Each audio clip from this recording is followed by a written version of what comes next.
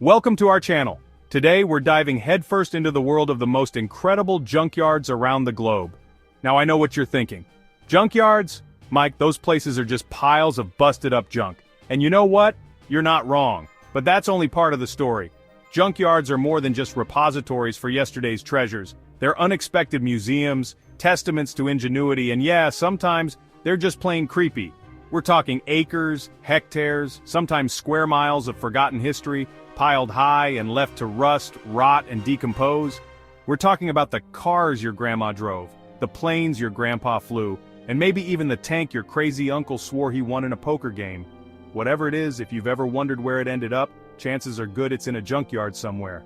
So buckle up, because we're about to take a trip through some of the most fascinating, unbelievable, and downright dirtiest junkyards on the planet. Our first stop takes us deep into the heart of Georgia, to a place called Old Car City, USA. Imagine this, 4,400 classic cars from the 1920s to the 70s just sitting there, slowly returning to the earth. It's more like a giant outdoor museum. Started in 1931 by Walter Dean Lewis, it began as a general store that accepted trade-ins. Over the years, Old Car City became a haven for car enthusiasts, photographers, and anyone looking for a slice of Americana. You can wander through rows of classic Chevys, Fords, and Dodges, all slowly being reclaimed by nature. Vines snake through windows, trees sprout from engine blocks, and the air is thick with the smell of rust and decay. These cars were built to last, and even though they're a little worse for wear, you can still see the quality in the steel, the care in the design. It's a reminder that even in decay, there's a certain beauty to be found. So, next time you're in Georgia, swing by Old Car City. Just be sure to wear sturdy shoes and bring your camera. From the rusted relics of American automotive history, we travel to a place frozen in time by tragedy, Chernobyl's vehicle graveyard. After the explosion at the Chernobyl nuclear power plant in 1986, the nearby city of Pripyat was evacuated, leaving behind everything. Thousands of vehicles used in the cleanup effort sit idle, poisoned by radiation. The most striking sight is the vehicle graveyard with over 1,300 vehicles, including fire trucks, helicopters, buses, and military vehicles. These machines, once vital in the fight against radiation, now stand as silent sentinels to the disaster. Imagine the stories these vehicles could tell. The bravery and sacrifice are etched into the very metal of these machines. Today, the vehicles in Chernobyl's graveyard are too contaminated to be used or salvaged. They serve as a stark warning of the long-lasting impact of nuclear disasters. The vehicles of Chernobyl stand as a testament to the human toll of this disaster, a haunting reminder that some wounds never truly heal. Hold on to your hats, folks, because we're heading to California, but not for the sunshine and beaches. We're going to the Boneyard, a sprawling junkyard in the Mojave Desert. This is where Hollywood sends its retired stars, not the actors, but the props, sets, and vehicles. The desert sun beats down, the paint peels, and the metal rusts. You might find a decaying pirate ship or a rusted-out spaceship. It's a treasure trove for collectors, artists, and cinema history lovers. So, if you're ever in the Mojave Desert, take a detour to the Boneyard. Next stop, Bolivia, where we're trading in our tires for train tracks and heading to a place that looks like it's straight out of a steampunk novel, the train graveyard. High in the Andes Mountains lies a collection of steam locomotives and train cars frozen in time. These iron horses once hauled minerals and passengers across the landscape. Now they sit idle, their paint peeling, their metal rusting. In the late 19th century, these trains symbolized progress. But as technology advanced, they were abandoned. Walking among these giants, you feel awe at the engineers' ingenuity. If you're ever in Bolivia, make the trek to the train graveyard. Bring your camera, hiking boots, and a sense of wonder. Buckle up, folks, because we're heading back to the Mojave Desert, this time to a place where the sky's the limit, or at least it used to be. The Mojave Air and Spaceport is more than just an airport, it's a sprawling graveyard for retired aircraft. Picture this. Over 1,000 aircraft from hulking Boeing 747s to sleek fighter jets, all baking under the desert sun. But the Mojave Air and Spaceport isn't just a graveyard for airplanes, it's a hub of activity.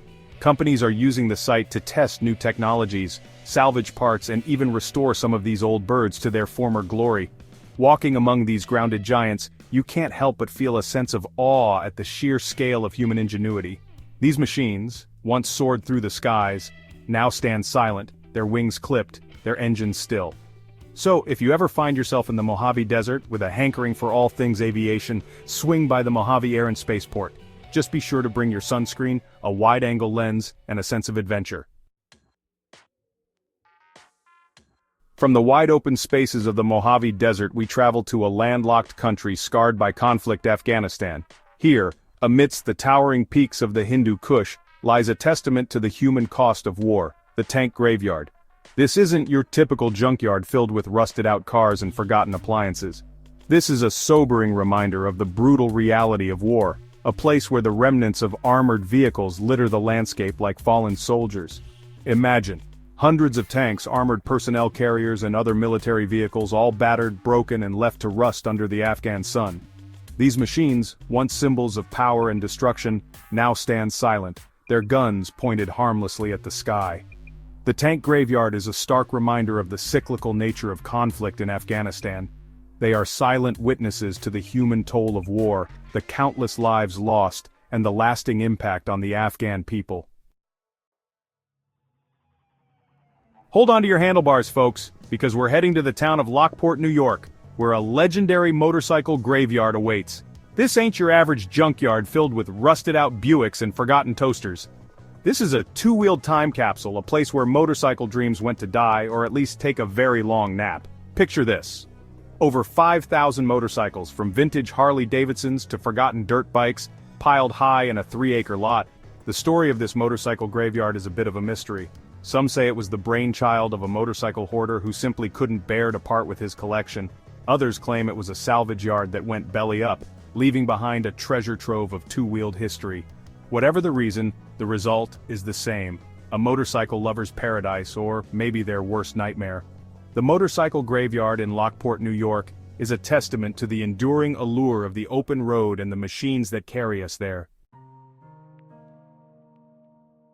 Hold your noses, folks, because we're setting sail for the coast of Mauritania, where a different kind of graveyard awaits: the ship graveyard of Nouadhibou. This ain't your typical maritime museum filled with polished brass and gleaming decks. This is a watery graveyard where steel hulls go to rust and dreams of the open ocean turn to dust. Imagine this: over 300 ships, from rusty fishing trawlers to hulking cargo ships, run aground or abandoned in the shallow waters of the Atlantic. The story of the ship graveyard is a complicated one, a mix of economic hardship, lax environmental regulations, and plain old bad luck. Over the years, Nouadhibou became a dumping ground for unwanted ships, their owners either unable or unwilling to pay for proper disposal. The result is an environmental disaster waiting to happen. The ships are slowly breaking apart, leaking oil, fuel, and other hazardous materials into the water. The ship graveyard of Nouadhibou is a place where the line between land and sea blurs, where the ghosts of maritime adventures past mingle with the harsh realities of the present. Fasten your seatbelts, folks, because we're heading to the bustling metropolis of Bangkok, Thailand, where a colorful and unexpected graveyard awaits: the bus graveyard. This ain't your typical junkyard filled with discarded appliances and forgotten toys. This is a final stop for retired buses, a place where public transportation goes to rest in peace, or at least in pieces. Imagine this: acres upon acres of buses, painted in every color of the rainbow, stripped of their seats, engines, and anything else of value. The story of the bus graveyard is a familiar one in rapidly developing countries like Thailand. As the economy booms and public transportation systems are modernized, older vehicles are often retired to make way for newer, more efficient models. But instead of being scrapped or sold for parts, these buses find a temporary home in these sprawling graveyards. Walking among these retired coaches, you can't help but feel a sense of nostalgia for the journeys they must have taken, the people they transported, and the stories they could tell. The bus graveyard in Bangkok is a vibrant and unexpected testament to the ever-changing landscape of urban transportation. We're landing our final approach in the Arizona desert, a place where aviation dreams go to die, or at least take a very long nap. Welcome to the Boneyard, the largest airplane graveyard on the planet, where over 4,000 aircraft stand in silent formation, baking under the desert sun. This is a testament to human ingenuity, a place where retired military and commercial aircraft come to rest, their wings clipped, their engines silent. The boneyard is a sight to behold, a vast expanse of desert littered with row upon row of aircraft, from B-52 bombers to Boeing 747s. But the boneyard isn't just a graveyard for airplanes, it's also a vital resource for the military and the aviation industry. Here, aircraft are meticulously stored and maintained, their parts salvaged and recycled, their airframes cannibalized to keep other planes flying. Walking among these grounded giants, you can't help but feel a sense of awe at the sheer size and complexity of these machines. These were once marvels of engineering, soaring through the sky at hundreds of miles per hour, carrying passengers and cargo to destinations all over the world. The boneyard is a place where the cycle of creation and destruction comes full circle, where the dreams of flight are laid to rest under the desert sun. Well folks, there you have it, a whirlwind tour of some of the most incredible junkyards on the planet.